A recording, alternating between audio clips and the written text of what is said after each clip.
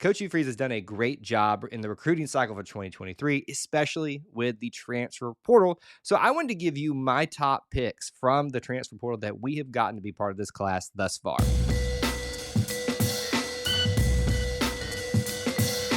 Good morning, Auburn family. Good morning, E2C Network family.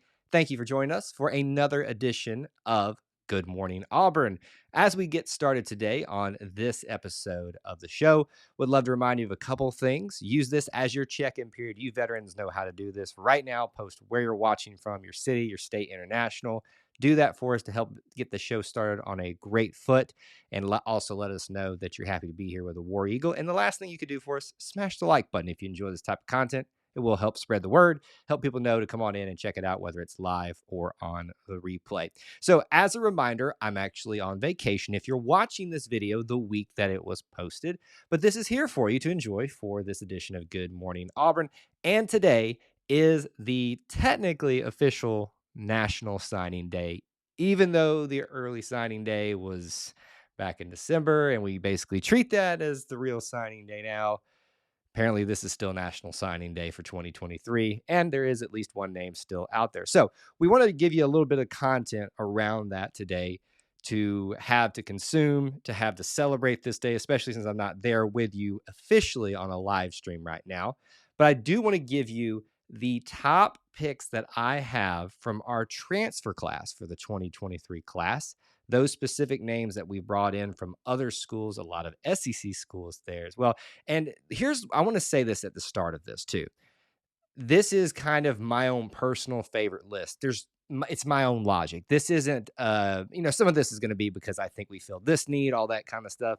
A lot of this is not going to be, well, this is the absolute top 5 picks that you have to pick for these transfers, because that's not how I'm looking at it. These are the ones that me personally, I pick as my top 5. It doesn't devalue anybody else, but the ones that I think that stick out to me the most for a variety of reasons, and I want to give those to you. So 5 picks, and I'm going to also have some honorable mentions in there as well, because that's just how I am. I can't leave people out, and I'm going to leave somebody out of all this. So I'm sorry for those of you athletes out there that may watch this. This is not a favoritism thing. This is, even though this is my top 5 favorite transfers from this class. Either way, let's do that to celebrate National Signing Day. We'll be doing a second video about this to detail the recruits, the traditional high school recruits as well, that you want to check out too. Let me start you with number 5 on that list for me, Brian Botti. Botti. Let me say it again, Botti. I believe I am finally getting that right. I pronounced it Batty. I pronounced it Bate, Bata.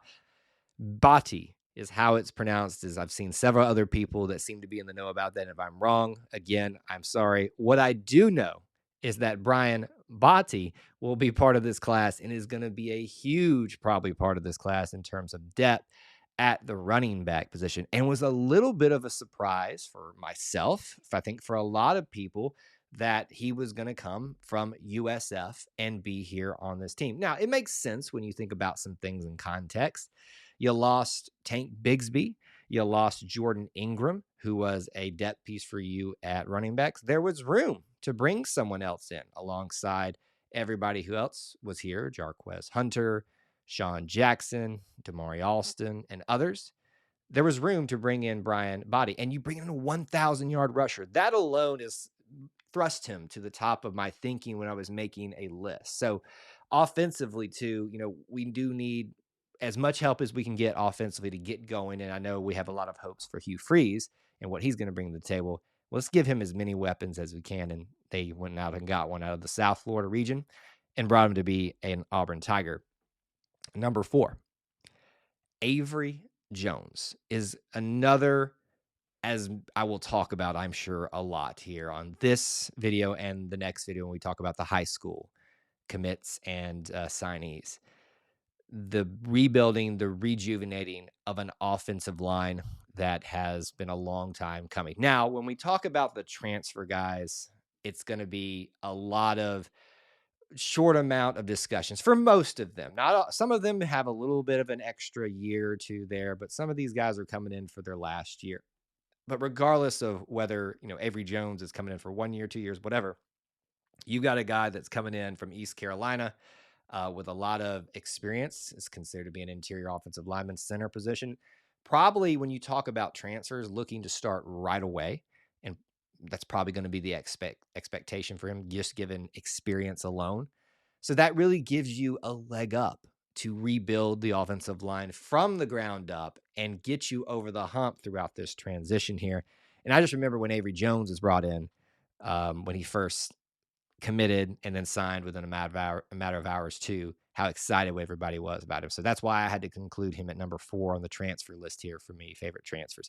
Number 3, a lot of the same discussion points here.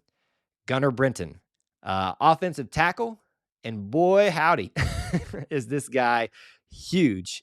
He is what you think of an offensive tackle, tall, wide wingspan, a decent amount of weight on him too. Appears to be, even with all of that, a very athletic guy for his type of position. And that's got to really excite you. A guy coming in for one more year to do something big at the SEC level, has a lot of experience that he's going to bring to the table to, again, help Auburn get over that hump that's going to take to get there, to the next level, because we've been down for so long so far. So when I talk about Avery Jones, when I talk about Gunnar Brenton, those are the reasons that I put them on this list. And that's not to disinclude any of the other offensive linemen that are coming in to help, especially transfer wise. But those two guys, I think, are going to be almost like the key areas, the center area, or at least interior offensive lineman, probably center area, to kind of solidify that as the leader of that unit. But with Gunnar Brenton protecting, probably depends on who your quarterback is, right? The blind side, or this, whatever side you want to protect most on the quarterback, this guy's going to probably be on that side. And I would feel very protected if he was there, just given his measurables alone. Number 2, we talked about 4, 5, 5, 4, and 3. So number 2 is Demario Tolan. Tolan. This is another one I struggle to pronounce. So you guys can ridicule me in the comments for me being able to not talk, first of all, but also to be able to pronounce things. Demario Tolan. Do I need to say anything more than stealing somebody from your SEC rival? That to me, like, moves you up the charts in being able to say that. So that alone, getting a transfer portal win from an SEC opponent, but an SEC West opponent, that's a huge thing. And listen, there's going to be discussions about, in any case, but especially amongst SEC and SEC West opponents, we didn't want him anyway. Well, that's fine. We'll take him. We needed some help at the linebacker position, and I imagine he's happy to be here too. What I like about him is he's still got a lot of years left. So this isn't when you think of a transfer portal guy, you think of a guy that's coming in for 2, maybe 1 year of opportunity to participate here. He's only spent 1 year at LSU, if I remember correctly, but he's got more than usual. So that's going to bring a lot to the table, and a lot to the table for the future at the linebacker position to help the next. A lot of what we're talking about here with these transfer portal guys is about building for the future, is about trying to get the next wave, the foundation set from which we can build upon for a long time at Auburn. So that is why Demario Tolan, for me, is going to be in that spot. Now, before we get to number 1, let's do some honorable mentions. Just some quick thoughts on each of those, and some ones I think that you could have included in there. Dylan Wade, offensive lineman. He's a little bit short for an offensive tackle, which is what he played, a lot of people think, but I wouldn't be surprised if he finds himself out there, but could be interior offensive lineman too. Justin Rogers on the defensive side of the ball, highly coveted commit that's been with Kentucky for quite some time, and the fact that the Tigers were able to go and scoop him out of there and bring him over here, that just is a big win. 2 receiving options for whoever's going to be at quarterback in honorable mentions: Nick Mardner and Rivaldo Fairweather. Both of those guys provide big wingspan guys for you to throw at. Just throw it in their vicinity, and hopefully they'll go up and get it. I think Nick Mardner's 6'6", and I think 6'5" on Rivaldo. Rivaldo is a tight end. Nick Mardner would be a wide receiver. And obviously, anytime you can give a variety of options to throw to you're the quarterback, that's going to be extremely helpful for whoever's at that position. So when you see that, and listen, I know, again, when you talk about stars and all those type of things, Nick Mardner is not someone that really moves the needle for a lot of people, but just his measurables alone kind of move him up into the honorable mention category. as well as many others we won't have time to mention. So those are my honorable mentions: Nick Martiner, Justin Rogers, Dylan Wade, and Rivaldo Fairweather, which brings us to number one overall for me. And this is going to shock a lot of you for a lot of the reasons. It's going to almost, I wouldn't say it would take away from what we've talked about thus far, but it'll kind of feel like I backtracked a little bit. Number one for me, Elijah McAllister, the edge, linebacker, defensive end, whatever he wants to be, position here at Auburn, coming in from Vanderbilt with 1 year to play. Now, Kyle, why would you choose Elijah McAllister to be your number one, your favorite pick out of the transfer portal? Obviously, I do. You guys watch a lot of the videos we do here. Please go check some of them out if you haven't, about these guys individually.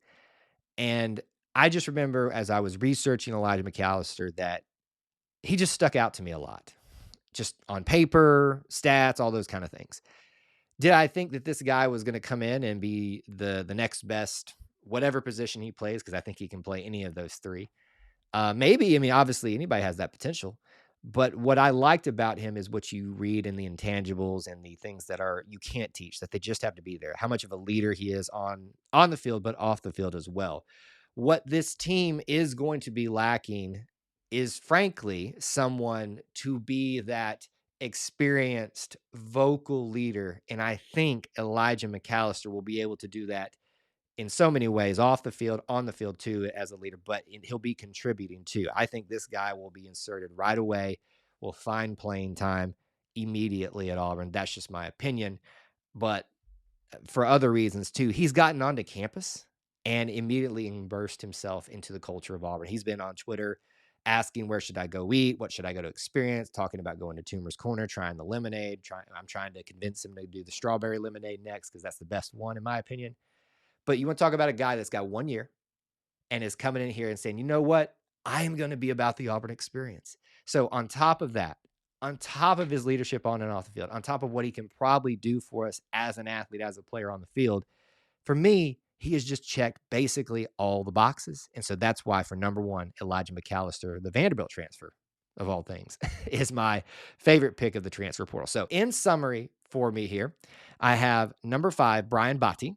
Number 4, Avery Jones. Number 3, Gunnar Brenton. Number 2, Demario Talon. Our honorable mentions were Nick Martiner, Justin Rogers, Dylan Wade, and Rivaldo Fairweather. And the number 1, Elijah McAllister. I would love to know from you down in the comments section below any thoughts that you had about these guys as you were watching. If you've already shared those, that's great. If you have any others, please share me yours or your list. Your maybe top 5 or top 3 favorite from the transfer portal. Would love to hear from you down there. As always, want to give you reminders that I am on vacation if you're watching this during the week of its release, but I'll be back very soon. So stay tuned to the channel for obviously me being back, but the other content we have out here. Check out all the links in the description for ways that you can help support our content. You can be a channel member, a booster club member. You can be any of those things. You don't have to. It's much appreciated for those of you that can. And we do obviously appreciate you doing one thing for us, being here, being part of our little family, the Auburn family, and smashing that like button. Until we talk to you again, my friends, War Eagle, and we're excited about these transfers.